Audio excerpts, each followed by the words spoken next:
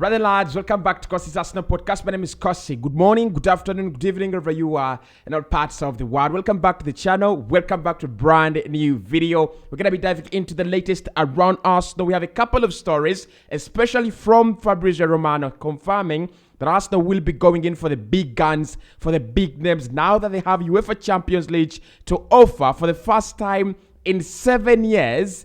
Arsenal will be going very, very strong in the summer to try to sign the big boys, something we've not done or something we've not been able to do because we didn't have UEFA Champions League football, because at times we didn't even have Europa League to offer, and at times we just didn't have enough resources. So we're going to be diving into every story that Fabrizio Romano has been talking about. We'll be talking about a few other players, including Kieran Tierney going to Newcastle. It's a story that I've seen around for some time, and I fear that although many Arsenal fans like him, although many Arsenal fans do prefer him to stay, I don't think he will stay. I think he's one of those transfers that will eventually happen. If it doesn't happen this summer, come the next one, it will happen. He's a good player. He's a very, very good left back. And look, at the end of the day, you either play him or you let him go. Denzel Dumfries and Ivan Fresneda are other players linked with Arsenal. And of course, a young Brazilian talent called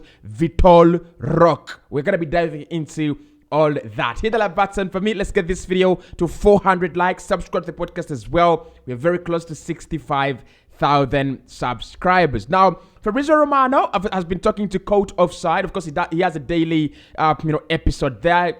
Wakes up every morning and goes to Court Offside, gives them a few updates, especially in the transfer world, and then moves on with his day. He's been talking about Arsenal. Now, first and foremost, he was asked about what are our priorities, and he said what he knows is Arsenal will be looking at the right back position. They want to bolster. They want to, make better on what we have. Tomiyasu and Benjamin White. And two names have been, popping up. Denzel Dumfries, who is one of the players that I really like. He's playing at Inter Milan currently. And I think if you are a big fan of the Netherlands, if you're a big fan of the Dutch, then, you saw him at the World Cup. It was absolutely very, very good for them. But if you watch the Italian Serie A, then you're watching him at Inter. Now, he says there is no talks between Arsenal and Denzel Dumfries. There are no talks between Arsenal and Denzel Dumfries. There are also no talks between Arsenal and Inter Milan for Denzel Dumfries. But he says, we cannot rule out a deal. You can't rule out a deal for, a player who's been at Inter Milan for quite some time. Inter do sell players. I think that's one of the things that is always guaranteed. If you want a player from Inter Milan, AC Milan, even Juve, Italian clubs, although at times they're always a pain in the foot, they will give you a player if you have the right amount of money. But is Denzel Dumfries the player that I want? I tell you what, he's got some of the few attributes that I'm looking for in a wide player. Look, I'm not even lying.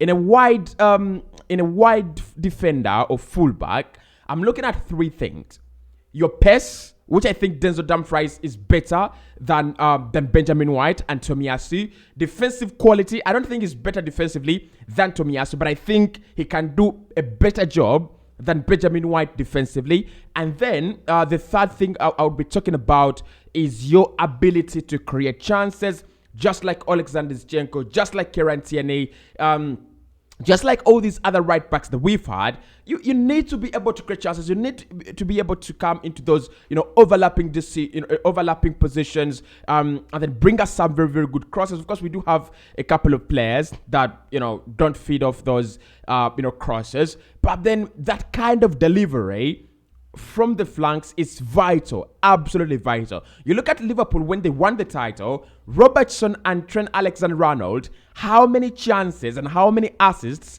did they make in that single season? Even when they won the UEFA Champions League, we'll talk about Sadio Mane, we'll talk about Mo Salah, we'll talk about Roberto Firmino and that front three. But the truth is, TAA and Robertson were the pivots in terms of creating chances. That midfield is just there as a facilitation. I don't think they really create any chances. It's about Trent Alexander-Arnold, Robertson, Salah, and Mane, right? So for me, Denzel Dumfries ticks all the boxes in terms of a player I want. And he's proven as well. He's proven for the Netherlands. He's proven for Inter Milan. He's proven for. Did he come from Ajax or PSV? Someone correct me on that. Where did he come from? I mean, talk to me about that in the comment section. Denzel Dumfries, where did he come from? Right? I think he's played here on a big stage. And remember, he's one of those players that have been always linked with a big club, Barcelona, Bayern. And him ending up at Inter Milan, it actually doesn't mean that you know he's a bad player or what. You've got to remember, actually, that him being there at Inter Milan, they've won the league with him. He's one of those players that actually did he win the league, or was it Hakimi was there when they won the league? I think it was Hakimi. I think it was Hakimi. I think he went in there to replace Hakimi, right? But he's a top level right back, top level right back.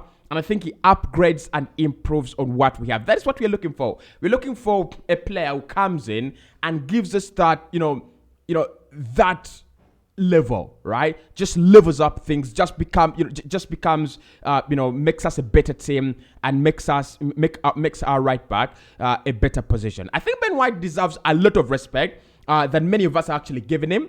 I think he deserves to be that kind of guy that should be respected. Whole season, he's been doing very well, out of position. He's not doing so many things wrongly. But to be honest, he's not even a right back, right? We've done a few combined 11s, but when you argue with other fans, they'll tell you he's not a right back.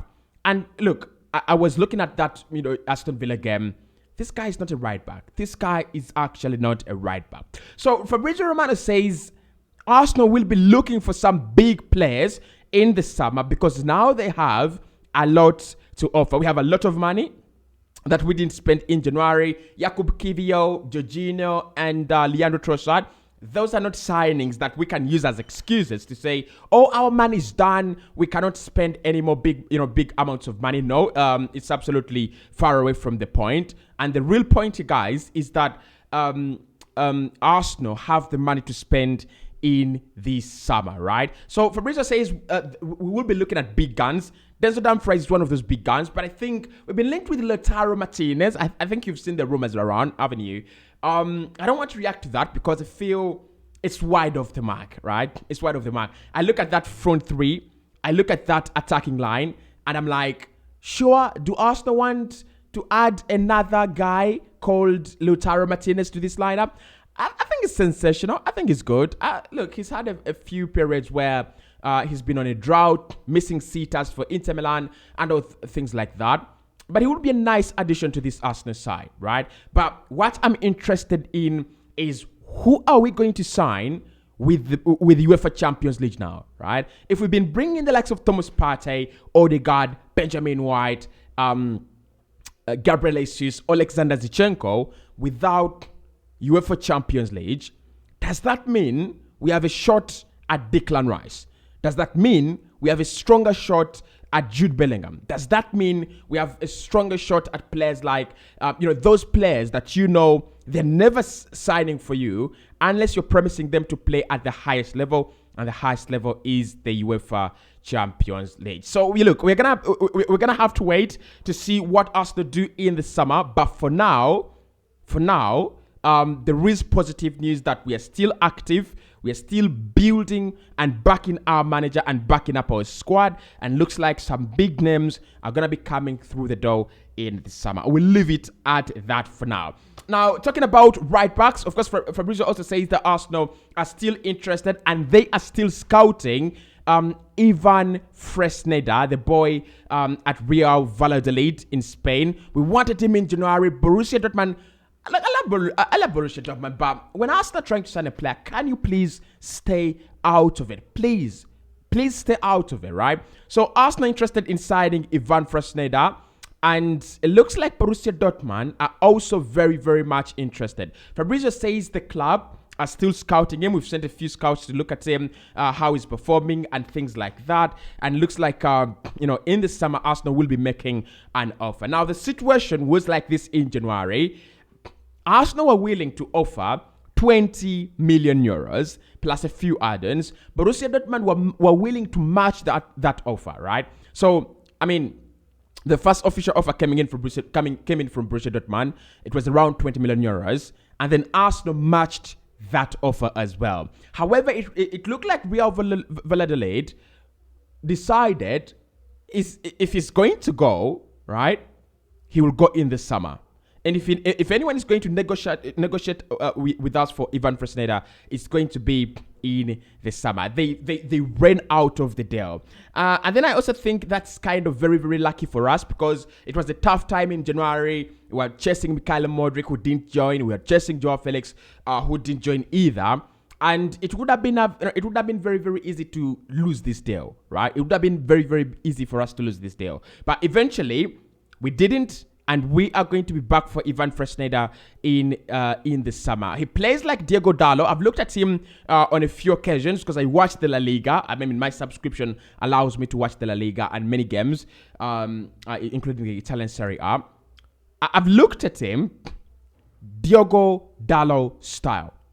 Defensively solid, runs a lot, and his creativity is not all that bad. Now, I'm not trying to hype him. I'm not trying to say he's better than the likes of Denzel Dumfries that we're trying to bring in. All I'm trying to say is that if Arsenal decide to sign him, I wouldn't really have a big problem with that deal. I wouldn't really go mad. I wouldn't really go, why have you signed a right back who's not at the most top level or at the highest level? I don't think it's there yet, but he will be. In my opinion, he will be at that top level. And that's what Arsenal want. That's what we want. We want to have players playing, coming in from these, the likes of Real Valladolid, the likes of, Brighton. They come in, we make them great, we make them good better players, and then we can compete. Because we might not have that money to compete with the likes of Man United, Chelsea, all these other clubs that are spending money for fun.